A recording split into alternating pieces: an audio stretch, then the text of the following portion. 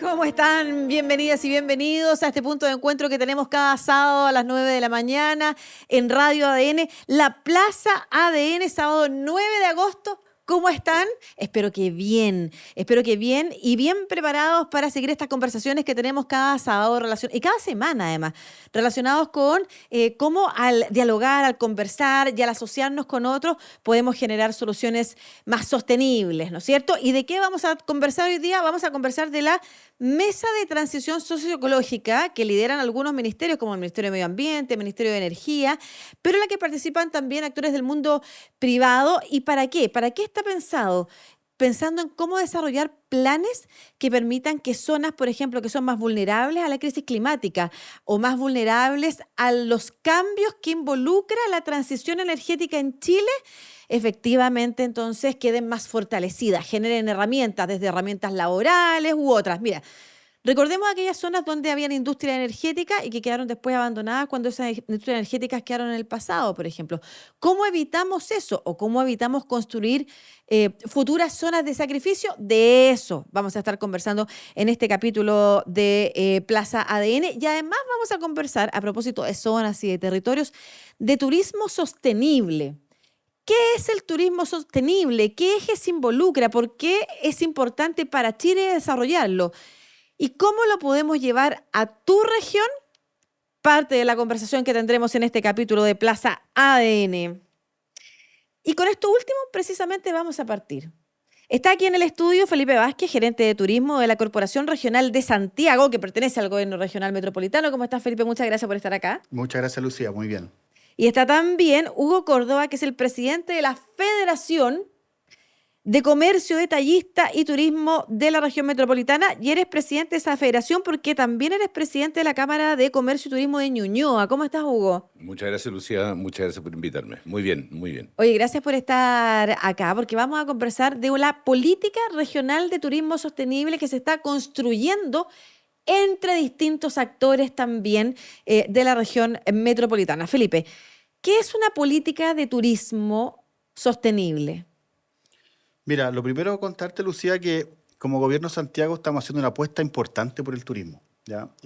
Durante mucho tiempo esta actividad se vio como que era algo buena onda, era un hobby, pero en el transcurso del tiempo no hay que olvidar que esta es una industria económica, ¿ya? Es una industria económica que genera empleo, que además es un espacio o es un motor para diversificar, por ejemplo, la economía de los territorios. Hay muchas comunas, muchas provincias que hoy día están apostando fuertemente por el turismo.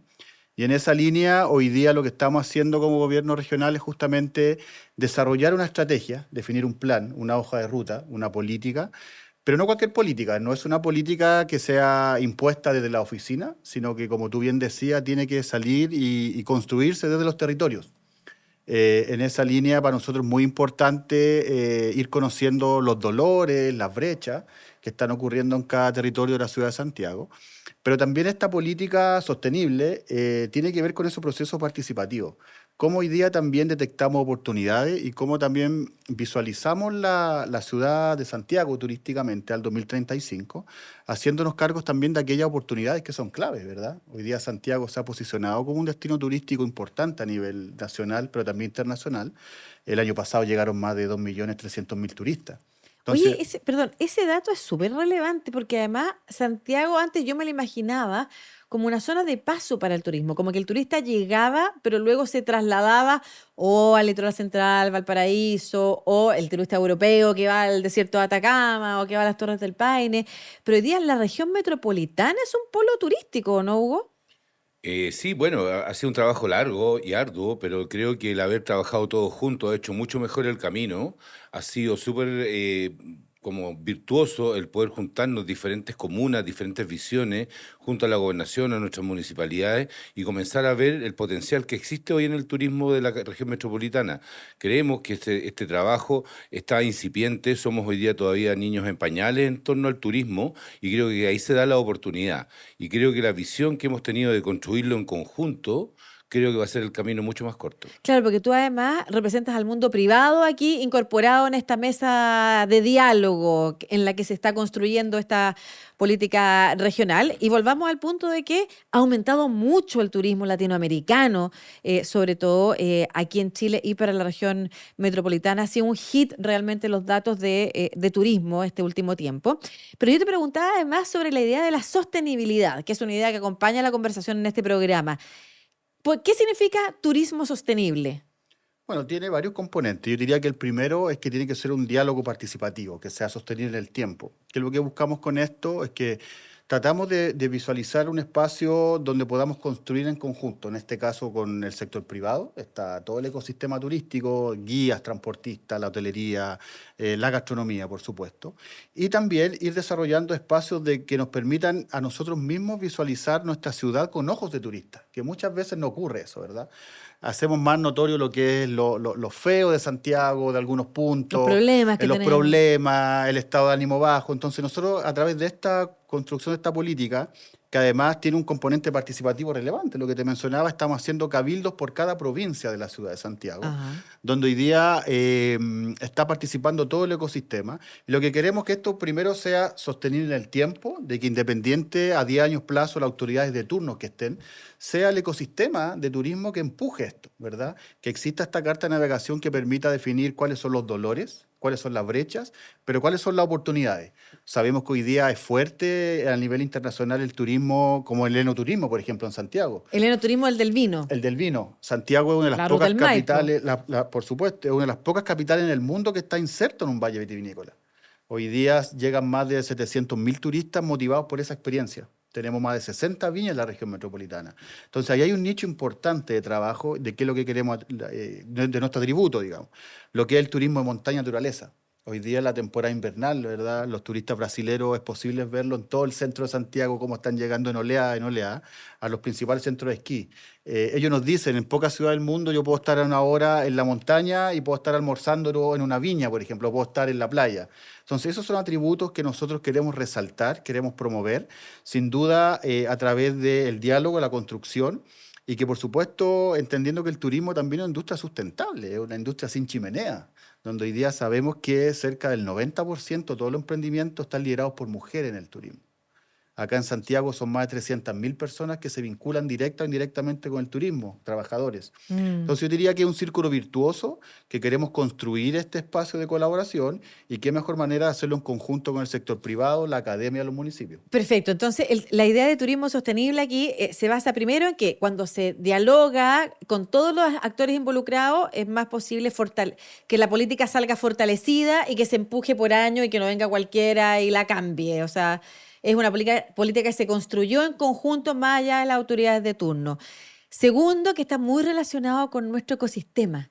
Y eso también nos obliga a cuidar el ecosistema y cuidarlo desde el punto de vista de las autoridades, de los servicios que se prestan, pero también de los turistas que vienen, porque nuestro turismo y el turismo de Chile en general se basa mucho en su naturaleza. Lo conversaba la semana pasada el embajador de Francia, acá también diciendo lo mismo, celebrando precisamente lo que tenía Chile e invitando a que se difundiera mucho más. Desde tu punto de vista, Hugo, representando al sector privado, ¿no es cierto?, vinculado a uno de los sectores del mundo privado vinculado al turismo. ¿Cuáles crees tú o cuáles son las cosas que han aparecido en estos cabildos respecto de que son importantes de considerar en una política? Bueno, lo más importante ha sido la representatividad, es decir, haber tenido gran cantidad de asistentes, lo cual hace que la visión sea muy amplia. Segundo, nos hemos dado cuenta que todos encontramos que hay una tremenda oportunidad, ¿ya? Y que esa oportunidad, si la hacemos en forma disgregada, no nos va a llegar a ninguna parte, que trabajando en equipo y en conjunto es lo más potente. También nos hemos dado cuenta que estamos al debe. Creo que no solamente es bueno mirar lo bueno, sino también decir, oye, estamos preparados para recibir a un turista, para atenderlo como corresponde. La señalética de nuestra ciudad, en particular de nuestra comuna, es amigable con él. Tenemos a nuestro personal de servicio no solamente dispuesto a orientarlo en la carta, sino también en la experiencia de Santiago. No tenemos tampoco un desarrollo tecnológico que nos permita hacer fácil el escoger Santiago y qué hacer en Santiago. Y lo más importante, creo yo, se está logrando alinear, al tener una política al año 2035 que se plantea una visión, alineas a muchos organismos que antes estaban muy disociados, entonces se van poniendo Cercotec, Corfo, el GORE, las municipalidades, los particulares, en una sola línea, y eso hace que yo creo que si la locomotora tira el tren siempre es más fácil. Y no vamos cada uno por su lado. Creo que eso ha sido Ajá. lo más importante y darnos cuenta que tenemos una tremenda región. Cuando tú te pones a buscar dentro de nuestros barrios comerciales los atributos que hay patrimoniales, culturales, sociales, no sé, gastronómicos, el vino se vive de muchas formas en Santiago. Tú lo puedes vivir en una viña, pero también lo puedes vivir en los restaurantes. Claro. Creemos que Santiago debería ser la capital del maridaje, que es no solamente vino y comida, sino que pásalo bien haciendo diferentes cosas en la ciudad. Así que creo que de los cabildos lo que yo más rescataría es que como en pocas ocasiones nos hemos sentido representados en la opinión y que estamos haciendo una política pública en conjunto. Y eso es súper beneficioso para todos porque la autoridad lo obligamos a salir de la oficina. Claro. Y de repente uno dice, "No, pero espérate, tenemos estos problemas en la oficina, no es tan fácil sacar las cosas". Entonces también hemos ido conociendo que nuestro sistema permite y nos impide algunas cosas. Entonces, si uno no puede una cosa, el otro puede, entonces así vamos empujando todos. Qué bueno eso, porque trabajar en conjunto desde las autoridades, mira, y esto lo pongo en cualquier escenario, en escenario empresarial o en escenario público, trabajar en conjunto permite saber también, como tú dices, lo traemos al territorio, entonces nos sentimos representados, pero también sabemos y hemos podido ver por qué cuesta o qué otras responsabilidades tiene también el gobierno regional, pero en este caso la corporación regional que está haciendo, que está a cargo de la creación de esta política de turismo. Entonces también se produce un proceso de comprensión para trabajar en conjunto por resolver esos problemas que tiene Santiago, que al final también pueden terminar afectando tu propia actividad comercial, Es decir, gastronómica. lo que tratamos de hacer es potenciarnos la fortaleza y cuidarnos las debilidades. Creo que esa es la gran cosa del equipo, ¿cachai? Por eso logramos avanzar y hemos logrado en tan poco tiempo avanzar tanto. Porque además tú decís, bueno, aquí otra vez otra mesa de trabajo y en 2 años más de nuevo veremos. Y aquí se van dando las A cosas. ver, ¿qué es en tan poco tiempo tanto trabajo? ¿Qué es lo que se ha logrado hasta ahora? Para ti, Bueno, desde tu punto de a mí vista. lo más importante es la representatividad. Es decir, cada vez que nos llaman a un cabildo, la cantidad de gente que va, las visiones que tú encontrás ahí son altísimas.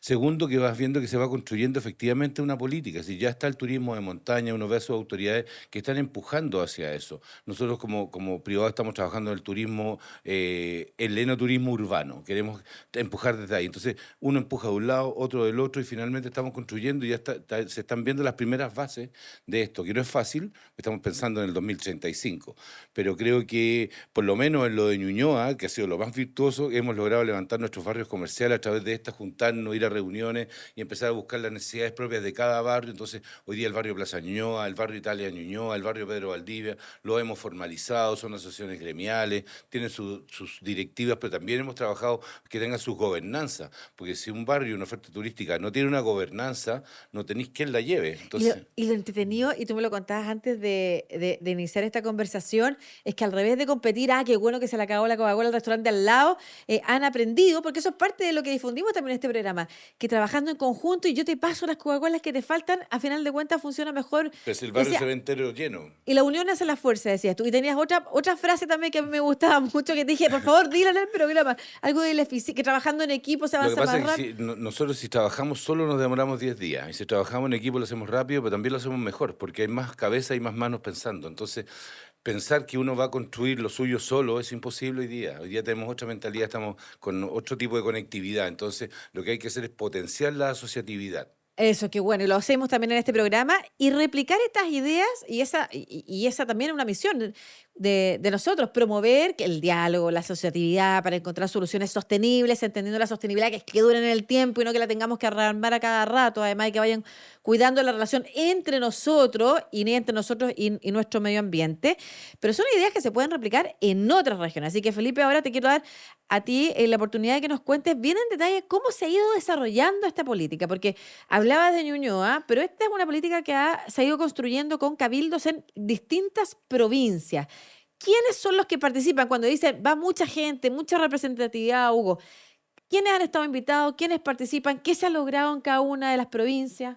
Mira, como te decía Lucía, esto es un trabajo participativo, ya esa es como la primicia. Y rescatando un poco lo que decía Hugo, sabes que ya vamos en el quinto cabildo, cada uno por provincia. Y sabes que se ha resultado bastante positivo ver un diálogo súper enriquecedor. Participan los guías de turismo, participan las cámaras de comercio y turismo locales. Ponte tú en el caso de la provincia de Melipilla, participó gente de Pomaire, participó gente de Curacaví, de Algüe, de María Pinto. Y tú te dices, mira, sabes que el turismo no solamente es lo urbano y lo central.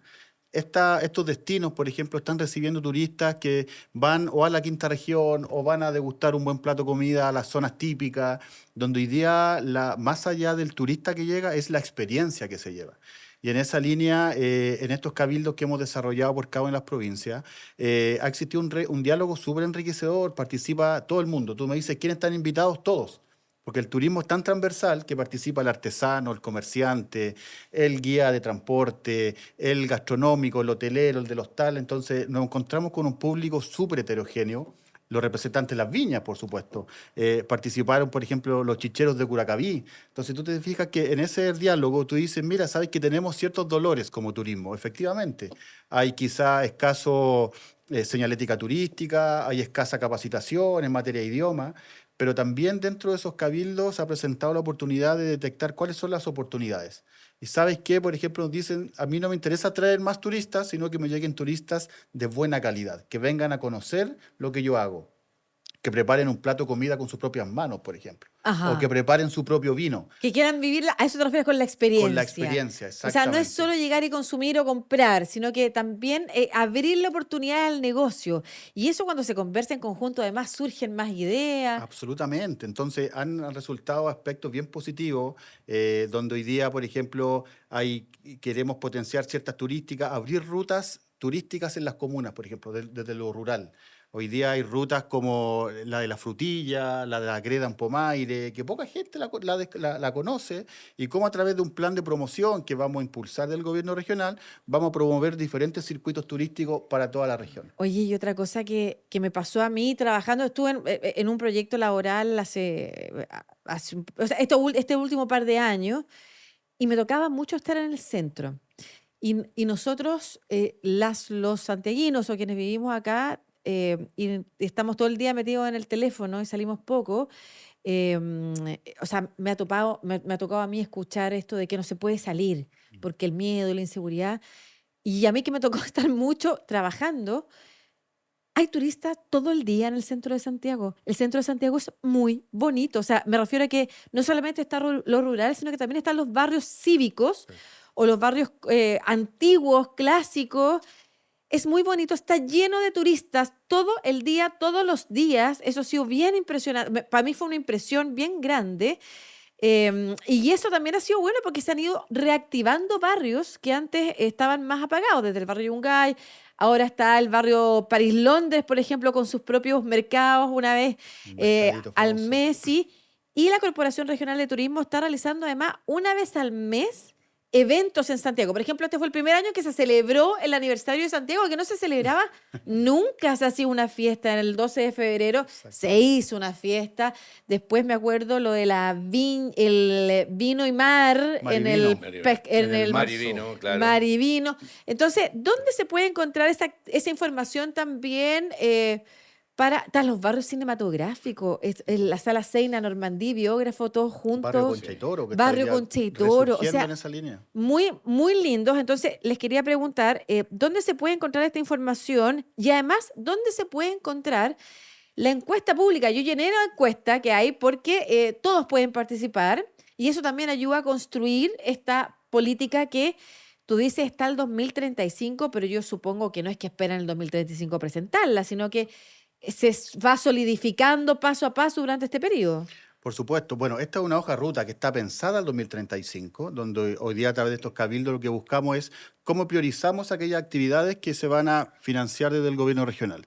Y en esa línea ahí el gobernador Orrego ha sido súper claro. Queremos recuperar la ciudad para las personas y qué mejor manera hacerlo a través del turismo, sostenible, sustentable y que puede diversificar la matriz económica. Hoy día lo que estamos haciendo justamente son estas activaciones por barrios, por lugares. como tú bien decías, la celebración de Santiago, la vendimia al Valle del Maipo, con más de 150.000 Ahí personas estuve que yo. la tuvimos ahí en el Parque Intercomunal o el Padre Hurtado. Desarrollamos diferentes espacios. La semana pasada tuvimos Smart City, ciudad inteligente también en la estación Mapocho. Entonces hoy día como corporación estamos realizando una serie de hitos para la ciudad, que sin duda, un poco lo que conversábamos antes, ¿verdad? Queremos recuperar el alma de la ciudad. Hoy día es bien fácil decir o hacer notorio lo que negativo, lo complejo, los problemas. Y nosotros nos damos cuenta que la gente quiere pasarlo bien, Y, quiere y tener está espacio de dispersión. Y está lleno de gente, de verdad. Es como que tengo una amiga que recuerdo mucho. Estaba el año pasado también, un día miércoles en la tarde, a las 7 de la tarde, en un barrio. Estábamos en un bar después de la pega y había mucha gente. Y ella me decía: yo no quiero que el miedo, no voy a dejar que el miedo me gane. Anda mucha gente ¿Tú dando sabes vuelta qué en pasa, Santiago. Lucía? Mira, son cosas bien, bien curiosas porque somos el país de la región, me refiero a, que tiene la menor cantidad de delitos violentos. Y somos el país que tiene la mayor sensación de miedo. Sí. Entonces estamos muertos de miedo. Ah, Yo tengo locales de noche y me toca ver y la gente anda con un temor y a veces no es decir, hay que andar, la delincuencia es un problema y no lo vamos a negar, claro. pero no podemos estar todo el día escuchando noticias violentas, violentas, entonces te lleva una sensación de miedo permanente. Es decir, hoy día la gente anda con las ventanas arriba, si te toca la bocina le miráis para el lado porque a ver qué pasa, entonces creo que para eso tenemos que luchar y trabajar. Y también otra cosa que es importante, que tenemos que entender que el turismo, como lo que estamos haciendo en conjunto público-privado, es para toda la ciudad. Entonces, es súper penca cuando llega un turista brasileño y te dice, oye, le querían cobrar 2,5 millones en el taxi al compadre. Claro, no, de eso hay que preocuparse Entonces, decir, también. ¿cómo nos damos cuenta que es un valor para todos, un patrimonio para todos? Entonces, creo que tenemos que empezar a tener un cambio cultural muy potente en relación al Y turista. nosotros mismos aprovechar nuestra ciudad, salir, saber que pasan cosas buenas y que en la medida además que los espacios no están desocupados, hay mayor seguridad efectivamente por nuestra Absolutamente. propia presencia. Felipe, lo que te decía, ¿dónde la gente puede responder, informarse de la política y responder la encuesta? Mira, nosotros estamos difundiendo todo, Lucía, a través de nuestra página web, que es corporacionrm.cl, o también a través de las redes sociales, que es visitsantiago.cl.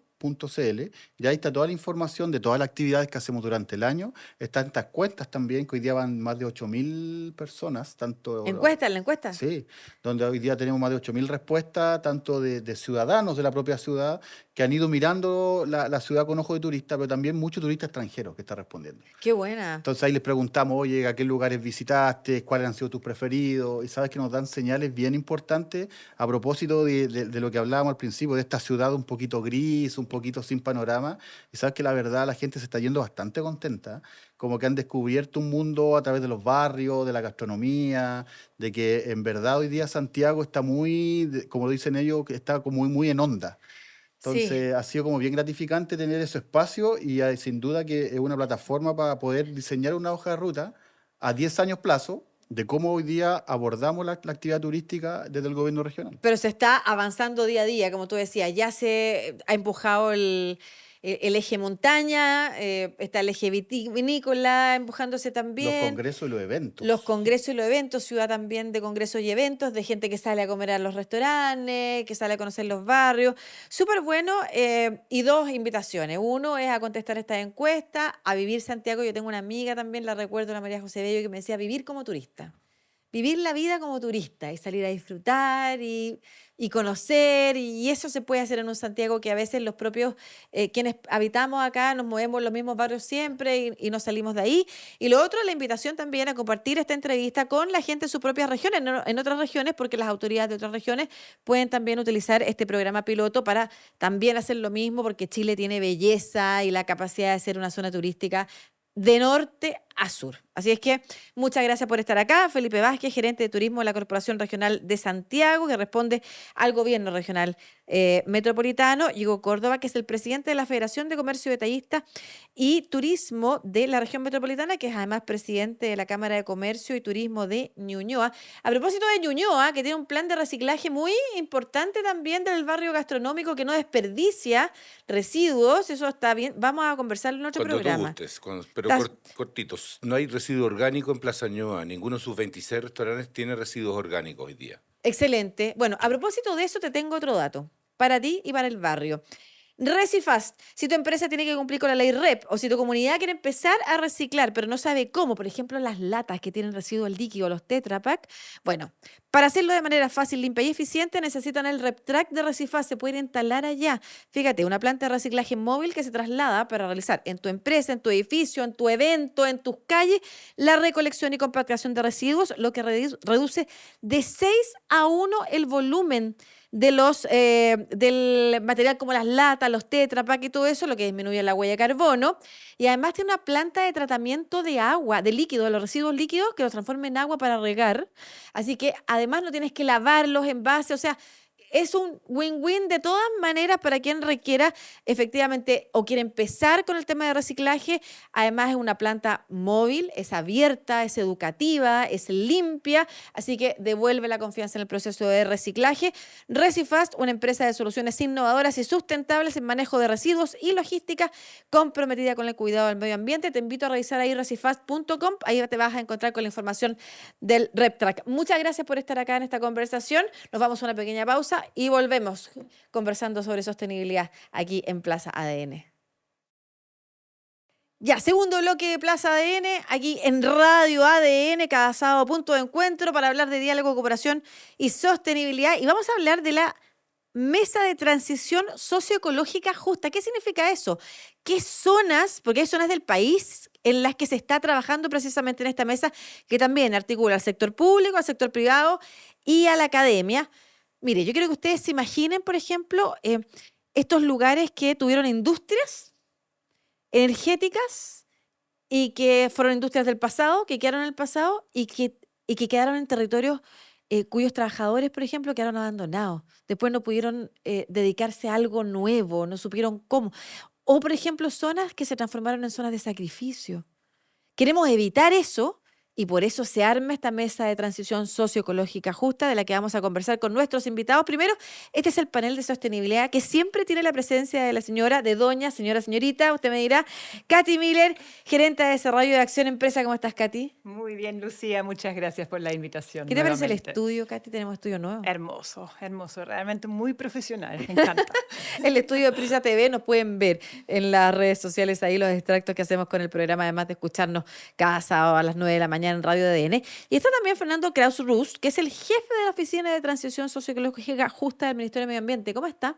Muy bien, muchas gracias por la invitación, Lucía. Muchas gracias, Fernando. Esta es una mesa que lidera, entiendo, algunos ministerios. Ministerio de Energía está involucrado, Ministerio de Medio Ambiente. Cuéntame cómo funciona. Bueno, en realidad, mira, en el mes de mayo, el 23 de mayo, el Consejo de Ministros para la Sustentabilidad y el Cambio Climático aprobó la Estrategia Nacional de Transición Socioecológica Justa. Es una estrategia que tiene carácter nacional, que a su vez es un compromiso internacional de Chile, va a ser el pilar social de los compromisos nacionales determinados en relación al cambio climático, pero que se expresa también en distintos territorios que son en Chile los que en algún momento se llamaron zonas de sacrificio, pero que hoy día son denominados por la política pública que acabo de mencionar como territorios en transición. Los puedo mencionar porque la gente los va a identificar de manera muy fácil.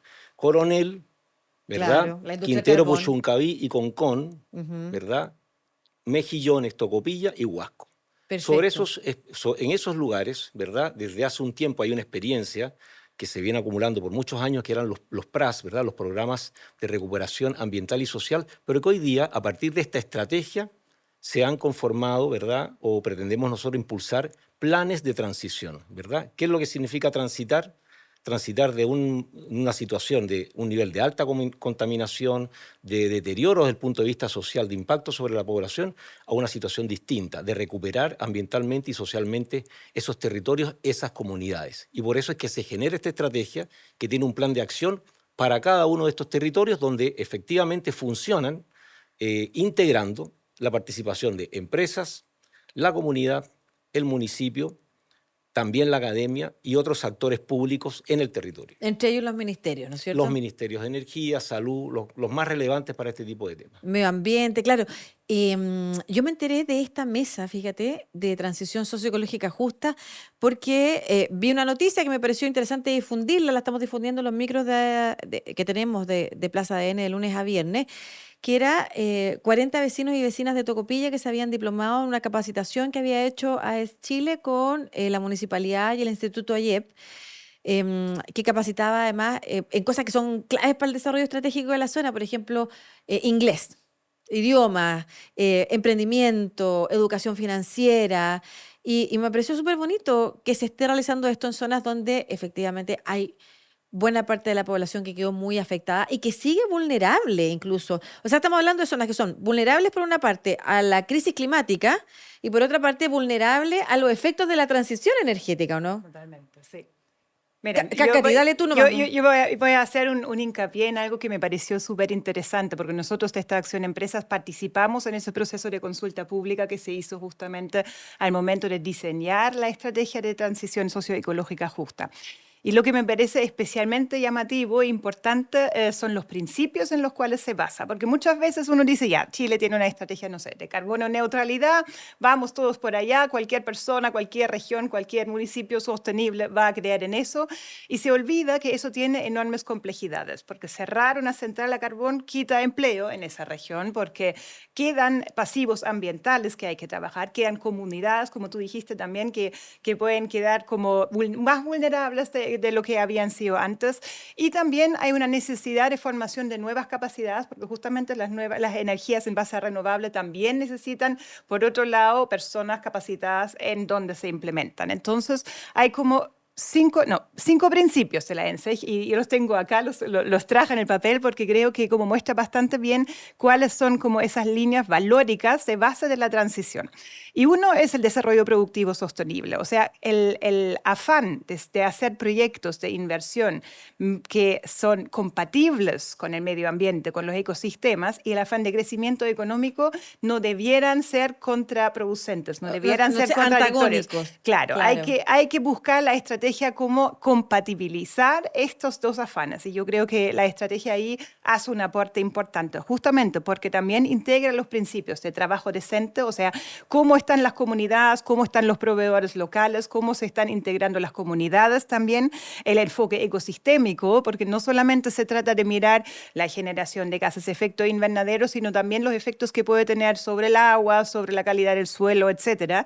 Después, obviamente, equidad de género, que siempre yo creo que es una política transversal en muchas políticas públicas, y el enfoque de derechos humanos, que a su vez también se relaciona con el acuerdo de Escazú y con los pasivos ambientales que muchas veces esos proyectos han dejado, que mencionó Fernando antes. Creo que mencionaste resguardo de los ecosistemas también, ¿no? Exactamente, sí, el enfoque ecosistémico. Enfoque ecosistémico, sí. Es otro de los principios. Son 5 principios que determinan la estrategia. Ahora mencionabas Tocopilla. Pues bien, yo estuve la semana pasada en Tocopilla, precisamente en el trabajo que estamos haciendo con esta mesa que se van a llamar formalmente consejos para la transición. La preocupación de ellos básicamente son dos, de los vecinos. Uno son los pasivos ambientales. ¿Qué son? Perdón, tercera vez que hablan de los pasivos ambientales. Los pasivos ambientales son aquellos materiales, ¿verdad?, que quedan después de que cierra una industria determinada. En el caso de Tocopilla tenemos cenizales, o sea, cenizales, por ejemplo, que eran los restos del consumo del carbón para generar energía.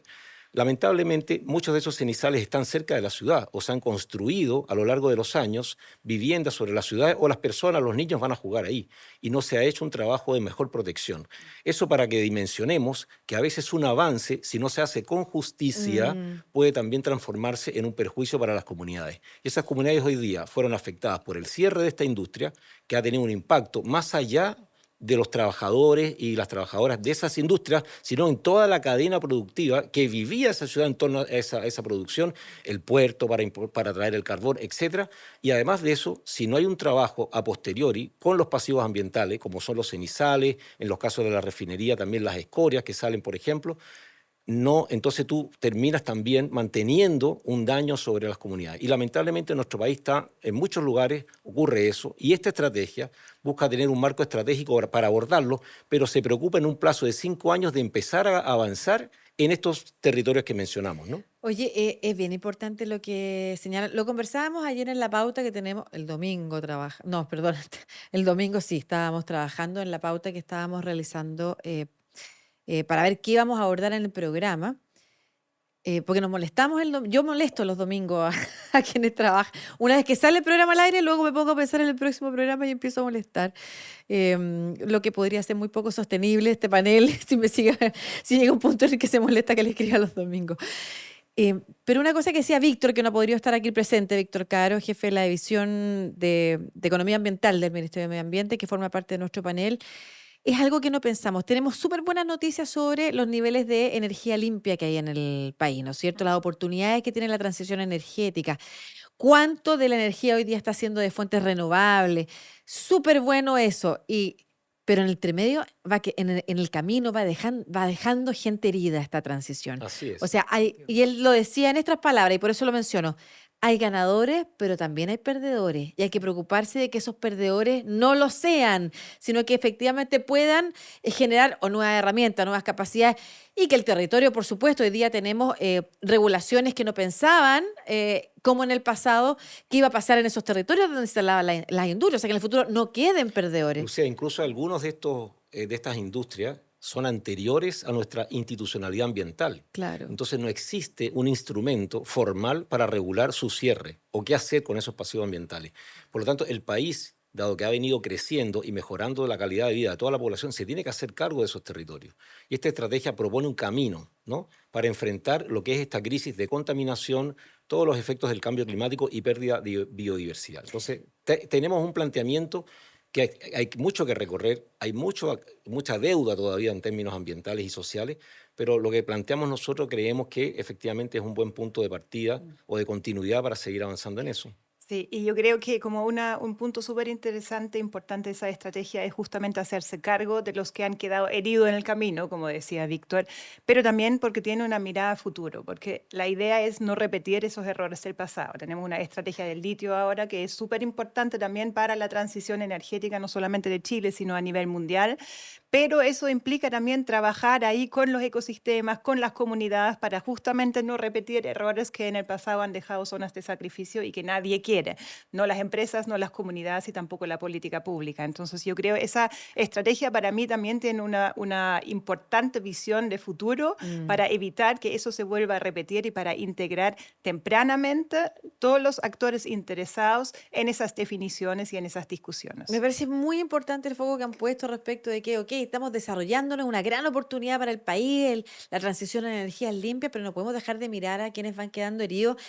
Y es una mirada de una política pública que incorpore el enfoque, has nombrado varios enfoques, pero el enfoque medioambiental, haciéndose cargo también de esto, porque no es llegar, y lo mencionabas tú al principio, no es llegar y decir, tenemos que cambiar, tenemos que cerrar, porque si no se hace bien, como tú dices, si no se hace con justicia, pero no también se hace pensando en qué vamos a hacer con esto, o sea, planeando esa transición que sea equilibrada y gradual, puede ser muy negativo. Requiere anticipación, requiere colaboración entre los distintos actores que están en ese territorio, requiere que el Estado asuma una responsabilidad por eso, por el daño ambiental que se ha producido, y también requiere tener una mirada de futuro, como decía Katy, sobre hacia dónde apuntar con el desarrollo. O sea, yo creo que en el caso de Chile, por ejemplo, estos territorios son todas, puedo mencionar tres: Coronel, Quintero Puchuncaví y también en el caso, digamos, de Huasco, Tocopilla, que sus bahías están muy contaminadas. Bueno, ahí antes de que se instalaran las industrias, había gente que vivía de la pesca, ¿no?, de lo que nacía de esa bahía. Y también esos territorios que fueron contaminados, en el caso, por ejemplo, de Quintero Puchuncaví, había agricultura. Entonces, eso, mirado en perspectiva histórica, también uno se tiene que ir haciéndose cargo, digamos, de esta deuda, no solamente evitar que no se siga contaminando, sino que ir eliminando la contaminación y eliminando los pasivos ambientales. Tenemos una deuda con esos territorios, desde los cuales se generan bienes para el resto de las ciudades, que son muy importantes, que todos los que estamos acá disfrutamos. Claro, unos pocos están pagando unos costos muy altos. Y ese desequilibrio yo creo que Chile tiene que hacerse cargo, no podemos seguir desarrollándonos de esa manera. Ahora, es una mesa que está articulada o está conformada por mundo público, mundo privado, las propias empresas que trabajan, por ejemplo, en la área energética, me imagino yo, que por eso también... y las comunidades. Eso iba a decir, y las comunidades. Y quiero decir algo, la verdad de las cosas, estos espacios que en el caso de los PRAS existen desde hace ya casi 10 años, que se conformaron y elaboraron sus planes, que partieron aproximadamente el 2018, casi no se puede entender los avances que ha habido, que falta mucho todavía, sin el rol de las comunidades. O sea, son las comunidades las que tensionan y las que han mantenido vivo, ¿verdad?, la demanda y la exigencia porque se solucionen estos problemas. Sin Porque las comunidades organizadas, casi que no hubiese sido posible avanzar, Porque aunque aún falte además, mucho. eso te iba a decir, porque además yo me imagino que se ha avanzado más independiente, que qué bueno que se esté trabajando, se ha avanzado más lento de lo que las comunidades quisieran, ¿o no? Hay que Siempre, reconocer que sí, siempre. así lamentablemente Pero sí. con justicia, o sea, lo digo, no, no es que estén exagerando, efectivamente cuando uno habla de Quintero Puchuncaví, o sea, sabe las heridas que hay ahí. Totalmente. Así es. Y yo creo ahí uno de los temas que hemos visto también, porque en esta acción hemos trabajado en el enfoque de derechos humanos por mucho tiempo, es que muchas veces hay responsabilidades cruzadas también. Hay tantas industrias, diferentes empresas instaladas en un territorio que determinar quién es responsable de qué es muy difícil. En general es un efecto acumulado durante décadas y de diferentes industrias que finalmente realmente perjudica enormemente la salud y la calidad de vida de las comunidades que están ahí. Lo que yo rescato es que yo siento que ahora, y lo hemos conversado con Fernando también, hay una mayor disposición de todos los actores al diálogo, a la resolución, a la co-construcción de soluciones, porque hay mucha conciencia del problema que eso genera, como para la calidad, para los derechos humanos, al final, de las personas que viven allá, pero también para las empresas, para las comunidades, para los municipios. Y hay poca Entonces, confianza, por ejemplo, para la instalación de nuevos proyectos en las comunidades, si es que se están viendo estos resultados en otro lado. Entonces, es bien importante que se hayan puesto de acuerdo y se estén realizando actividades. Yo mencionaba una, pero no sé si nos pueden mencionar otra que se está desarrollando en alguna otra de estas zonas que has mencionado que son ejemplos, que necesitan avanzar más rápido, pero que son buenos ejemplos de algo que se está haciendo. Bueno, mira, voy a mencionar en el caso de Coronel, se está trabajando en establecer una norma secundaria de calidad ambiental, que es la base para poder avanzar. Nosotros tenemos que avanzar con base en evidencia científica. Y esa bahía, ¿no?, lo que es el Golfo de Arauco, no tiene hoy día una norma que permita saber, ¿verdad?, cuál es el estándar de calidad ambiental. Eso es una medida que se está avanzando hoy día mismo.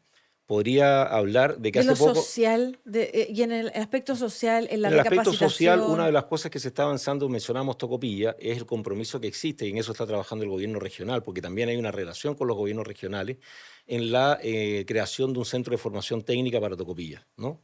Puedo mencionar otras, pero esas dos me parecen interesantes. Puedo mencionar, por ejemplo, que en el caso de Quintero Puchuncaví, a inicios de este año, inauguramos una red de monitoreo muy relevante con 14 estaciones, la más grande de Chile, que va a permitir medir un conjunto de contaminantes, ¿no?, o de gases, con lo cual uno puede después tomar decisiones sobre efectivamente cómo es el comportamiento de la calidad de aire en ese espacio. Sin embargo, falta más desde el punto de vista social y también desde el punto de vista ambiental. ¿Y qué Falta que se hacer para invierta eso? más.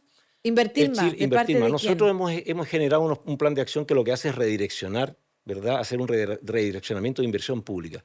Pero yo creo que Chile tiene que preguntarse si no es bueno tener efectivamente un fondo con un financiamiento más fuerte para que efectivamente medidas como, por ejemplo, terminar con los pasivos ambientales requieren inversiones, ¿verdad?, con empresas que a veces ya cerraron o ya terminaron y no están. Ese tipo de inversiones que requieren un presupuesto bastante grande, y pienso que el país se lo tiene que empezar a preguntar. Lamentablemente nosotros no vamos a lograr hacer eso, a pesar de que, por ejemplo, también en Quintero Puchuncaví estamos avanzando de manera experimental, pero que esperamos que se pueda ya producir durante el resto del gobierno, en un mecanismo para tratar los pasivos ambientales de la refinería de cobre de Concón. O sea, poder reutilizar la escoria que dejó la refinería de Concón, que lamentablemente está sobre un humedal. Entonces, cuando recuperas o reusas ese material, no solamente lo puedes usar para inversión pública, estás teniendo, digamos, una economía, sino que además estás recuperando un espacio ambiental. O sea, son muchas las cosas que se pueden hacer, requieren voluntad, requieren un trabajo de coordinación social, política, de integración de todos los actores, pero también requieren un esfuerzo económico del país. De sí, ahí las uno empresas. de los capítulos, justamente la estrategia, también habla del financiamiento, y ahí como que traje unas cifras del World Economic Forum, que de hecho está mencionado ahí también. Y que Del World Economic Forum. World Economic Del Forum, WEF. exacto, del WEF, totalmente. Y que dice que proyecta que la inversión anual que se necesita para cubrir las necesidades, los requerimientos del financiamiento climático son 9 trillones de $US anualmente, de aquí al 2030, y después incluso sube. Entonces, a mí me pareció súper coherente también que la estrategia abordara ese tema con más detalle. Y tiene Porque ese es global. ese es global, Claro. sí, porque para Chile, imagínate, no, es global.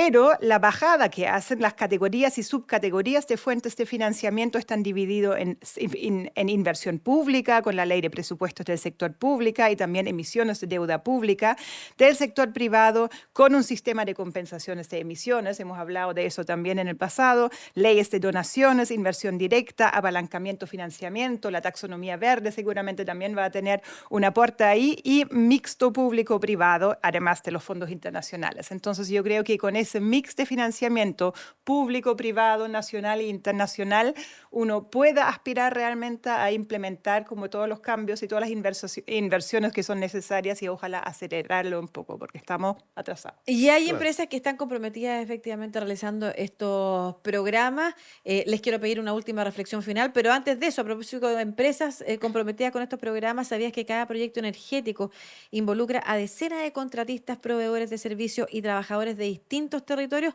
Por eso en Generadoras de Chile se promueven principios que resguardan lo más importante, la seguridad, los derechos humanos y el trato justo en toda la cadena de suministro, porque una industria sostenible también se mide por cómo trata a quienes trabajan.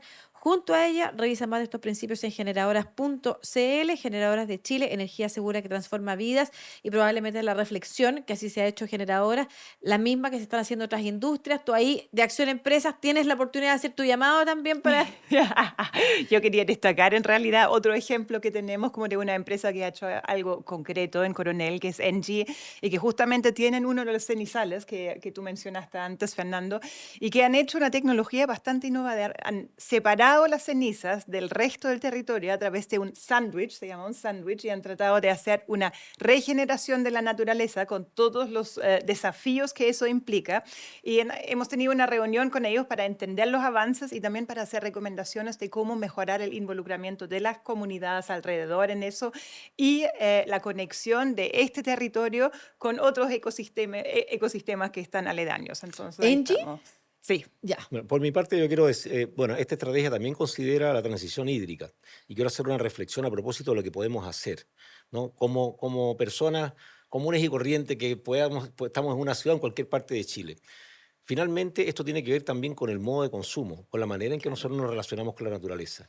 Y, por ejemplo, en Chile somos muy ineficientes en el uso del agua. Gran parte de las empresas sanitarias, todas tienen entre un 20, un 25 o más de uso de ineficiencia del agua. O sea, llega un 25% menos de lo que finalmente se produce. Y eso tenemos que cambiarlo. No podemos Perdón, ¿y seguir cómo lo usando... cambiamos? Eso significa, hay países que han llegado al 10% de ineficiencia, incluso al 6% de pérdida de agua. Nosotros tenemos 25, 50% en ¿Pero en algunas. qué se Y hablo pierde? de todas. Se pierde en las tuberías, falta de mantención, en mal uso de esa agua. No estoy hablando de la que llega, estoy hablando de la que se pierde antes de llegar al consumo. Pero también consumimos de mala manera el agua. Y eso tiene que haber un cambio en el comportamiento en general de la ciudadanía, de las empresas, de todos. Porque de lo contrario, en el caso de Chile, nosotros vamos a tener que buscar soluciones cada vez que también tienen impacto ambiental, como es el caso, por ejemplo, de las desaladoras. Nos estamos llenando de desaladoras, pero en muchos lugares también tiene que ver con que no estamos usando de manera adecuada el agua en las ciudades, ¿no? Y en Falta los esa campos también, en educación. el riego. Entonces, es una visión la que hay que cambiar para avanzar en esta estrategia, que si no nos involucramos todos, efectivamente va a seguir teniendo costos para determinados territorios, digamos. Claro, y a través de las distintas industrias que por una parte nos llevan al desarrollo, pero que llenan. Y uno lo pudiera pensar como en algún momento te va a tocar también, porque a veces quiere mirar para el lado cuando se trata de comunidades que ya, bueno, ya, comillas, zona de sacrificio. Como lo siento. Y uno podría pensar, ¿y qué le pasa? ¿Qué le pasaría si fuera uno, si fuera el territorio de uno, ese que estuviera... y cuánto te termina afectando también? Te va a terminar golpeando sí o sí el mal uso de nuestros recursos. Un día vamos a dejar un panel solo para hablar de cómo utilizar mejor el agua, que son datos Temazo. desde cómo lavamos los Perfecto. platos, cuánto rato pasamos en la ducha, hasta otros más sofisticados que ni siquiera nos imaginábamos. Pero muchas gracias por esta conversación, y queda la invitación abierta a conversar, si es que quieren, con gente en algunas comunidades que esté trabajando y desarrollando proyectos que permiten efectivamente, por ejemplo, la capacitación laboral, el emprendimiento social y estos otros factores que también involucran la transición justa. Muchas gracias, Fernando Kraus-Rus, jefe de Oficina de Transición Socioecológica Justa del Ministerio de Medio Ambiente, y Katy Miller, como siempre, de Acción Empresas, por acompañarnos para aprender un poquito más de estos temas. Y muchas gracias a ustedes que nos acompañan cada sábado a las 9 de la mañana, y donde se replica este este audio, ahí los estamos saludando y les agradecemos que efectivamente tengan esas ganas de encontrarnos en un lugar donde sabemos que dialogando y cooperando podemos encontrar buenas soluciones a los desafíos que enfrentamos y además pensar en fórmulas de seguir desarrollándonos, pero que no vayan generando crisis en el futuro. Muchas gracias, Muchas gracias, a los Lucía. dos Muchas gracias. y muchas gracias a ustedes que nos acompañan cada sábado aquí en Tu Plaza ADN.